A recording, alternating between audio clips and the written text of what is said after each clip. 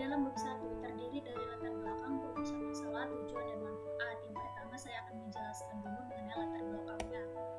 Latar belakangnya itu PT ATS ini merupakan perusahaan dagang makanan dan minuman yang sangat berkembang dan banyak juga yang dikenal oleh masyarakat sekitarnya. Namun ada beberapa faktor penyebab dalam pengangkatan judul ini. Yang pertama yaitu faktornya dari berdasarkan pada laporan keuangan yaitu neraca dan laporan laba rugi mereka menunjukkan terjadinya nilai hutang lancar yang meningkat sedangkan kas dan piutang mereka mengalami penurunan. Kemudian terjadinya peningkatan itu disebabkan juga karena pemilik melakukan perluasan pemasaran mereka. Kemudian yang ketiga juga ada peningkatan permintaan pasar atas beberapa produk dari makanan dan minuman mereka. Kemudian yang keempat, meski laba per tahun mereka secara konsisten mengalami kenaikan, tetapi total aktiva khususnya pada periode tahun 2018 mengalami penurunan. Nanti dapat kita lihat pada tabel ini adalah laba bersihnya.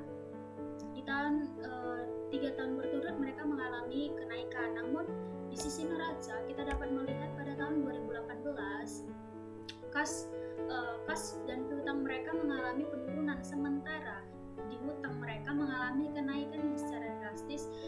Dapat kita lihat di 2017, kemudian di 2018 mengalami kenaikan, 2019 turun kembali. Itulah yang akan kita cari, apa penyebab dari kenaikan dan kenaikan hutang sementara di sisi aktiva mereka menurun. Dengan laporan neraca tersebut, laporan dan laba ruginya ini, peneliti dapat mengetahui tingkat rasio likuiditas, rasio solvabilitas, rasio aktivitas, dan rasio profitabilitas yang dapat menilai kinerja dari suatu perusahaan. Sedangkan dengan laporan arus kas dapat lebih akurat dalam memperoleh informasi mengetahui kondisi keuangan perusahaan. Dalam penulisan tugas metode penelitian ini, saya mengambil judul yaitu analisis laporan keuangan guna mengukur kinerja keuangan pada CP ATS Makassar. Kemudian kita lanjut untuk rumusan masalahnya ini berdasarkan latar belakang tadi. Pokok permasalahannya itu apakah kinerja perusahaan tersebut mengalami peningkatan pada 3 periode dari mulai 2017 sampai 2019. Kemudian dikaji lagi dari laporan keuangan mereka dengan menggunakan analisis rasio yaitu dengan likuiditas, solvabilitas, aktivitas, dan profitabilitas. Kemudian apa tujuannya dalam pelaksanaan ini? Untuk mengetahui kinerja perusahaan itu dilihat dari 4 rasio tersebut. Manfaatnya apa? Untuk mengetahui kondisi keuangan perusahaan sehingga memberikan gambaran dan pertimbangan pada CP ATS untuk mengambil keputusan di masa yang akan datang kembali dalam penelitian ini, sehingga diharapkan dapat memberikan sumbangsi dan kontribusi pemikiran dalam penilaian kinerja keuangan perusahaan dan membantu dalam pengambilan keputusan untuk masalah keuangan yang dihadapi. Kemudian lanjut ke bab 2 yaitu kajian pustakanya, terdapat penelitian sebelumnya. Ini ada beberapa bab di dalam bab 2 ini penelitian sebelumnya itu oleh Yutikawati dengan pengambilan dari PT Trakabuti. Dapat kita lihat di sini adalah hasil penelitian yang sudah saya rangkumkan bahwa pada penelitian ini kinerja mereka sangat baik dengan current rasionya, yang berarti kemampuan pengambilan seluruh hutang jangka pendek melalui aktiva lancarnya yang dimiliki.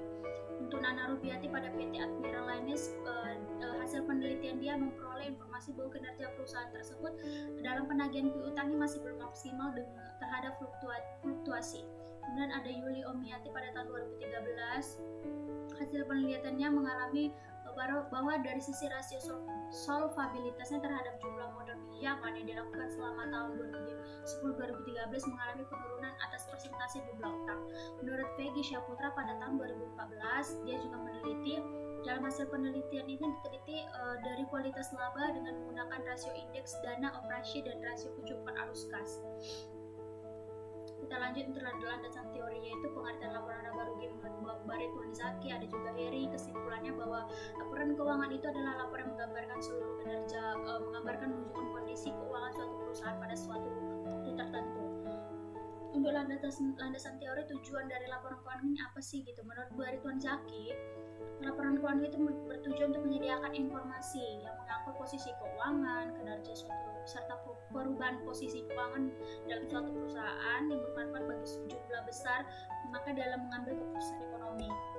Kemudian ada landasan teorinya dalam karakteristik laporan keuangan.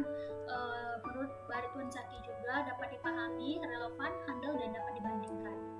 Kemudian untuk pengukuran dan analisis kinerja keuangan ini ada 9. Yang pertama analisis perubahan LK, tren, presentasi per komponen, ada juga sumber dan penggunaan modal kerja, ada juga sumber dan penggunaan penggunaan kas, ada rasio keuangan, ada perubahan laba kotor, ada titik impas, ada kredit. Ini menurut Heri.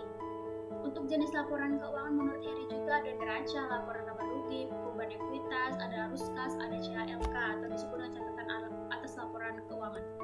Untuk keterbatasan laporan keuangan ini menurut Zaki yaitu cukup berarti, konservatif, sifatnya khusus untuk suatu industri. Kinerja perusahaan menurut Aspandi yaitu mengukur kinerja perusahaan bagi pihak manajemennya, pemegang sahamnya, kreditor, ada bagi pemerintah, ada bagi karyawan. Menurut Fahmi, kinerja keuangan itu adalah kemampuan perusahaan dalam mengelola dan mengendalikan sumber daya yang dimiliki. Kemudian kita masuk ke tahap-tahap dalam menganalisis kinerja keuangan. Menurut Fahmi yaitu melakukan review terhadap laporan keuangan, terus melakukan perhitungan, terus melakukan perbandingan terhadap hasil hitungan yang telah kita peroleh.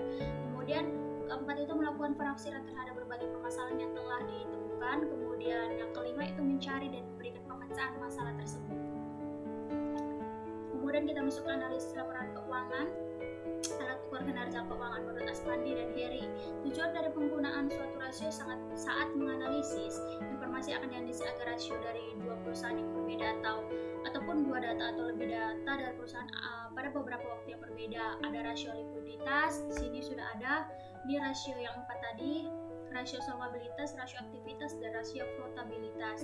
Di dalamnya terdapat beberapa lagi. Kita masuk ke bab 3 yaitu metode penelitian. Yang pertama jenis penelitiannya.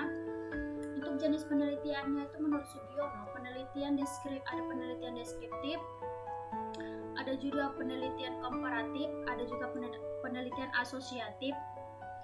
Pada penelitian ini dijelaskan penelitian bahwa berdasarkan tingkat spesialisasinya, jenis penelitian deskriptif lah yang bertujuan untuk mengetahui bagaimana kinerja laporan keuangan pada CPATS ini dengan penggunaan analisis rasio keuangan. Kemudian untuk metode pengolahan datanya, menurut Sugiono dilihat dari sisi cara atau teknik pengumpulan datanya dapat dilakukan melalui cara berikut: ada interview, kuesioner, observasi, ada juga dokumentasi.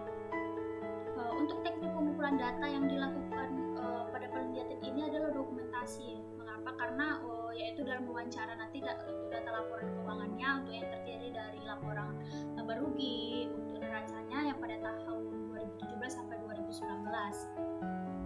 Kemudian alamatnya ada di Jalan Kapten. Data yang diperlukan ini apa? Menurut Sugiono, pengumpulan data dapat dilakukan dalam berbagai keadaan, sumber, dan cara. Bila tidak ditinjau dari sumber datanya, maka pengumpulan data tersebut terdiri dari dua, yaitu data primer, kemudian ada data sekunder. Dalam penelitian ini, data yang diperlukan itu adalah data primer. Untuk mengetahui informasi laporan keuangan mereka yang terdiri laporan neraca dan laba ruginya pada tahun 2017 dan 2019. Kemudian kita masuk ke analisis data. Menurut Sugiono, analisis datanya ini ada kualitatif dan ada kuantitatif. Metode analisis yang digunakan dalam penelitian ini adalah analisis kualitatif dan juga kuantitatif karena menghitung rasio keuangan kemudian dijelaskan dengan kalimat yang informatif. Kemudian ada teknik analisisnya menghitung masing-masing rasio keuangan dan kemudian menginterpretasikan perhitungan dalam rasio keuangan tersebut dan menganalisis hasilnya. Kemudian ada operasional variabelnya itu kita menggunakan rasio likuiditas, rasio solvabilitas, rasio aktivitas, dan kemudian rasio profitabilitas. Baiklah, terima kasih. Inilah hasil dari presentasi mengenai tugas metode penelitian, yaitu dari yang berjudul analisis keuangan guna untuk mengukur kinerja keuangan pada pada CPATS yang ada di Makassar. Sekian dan terima kasih.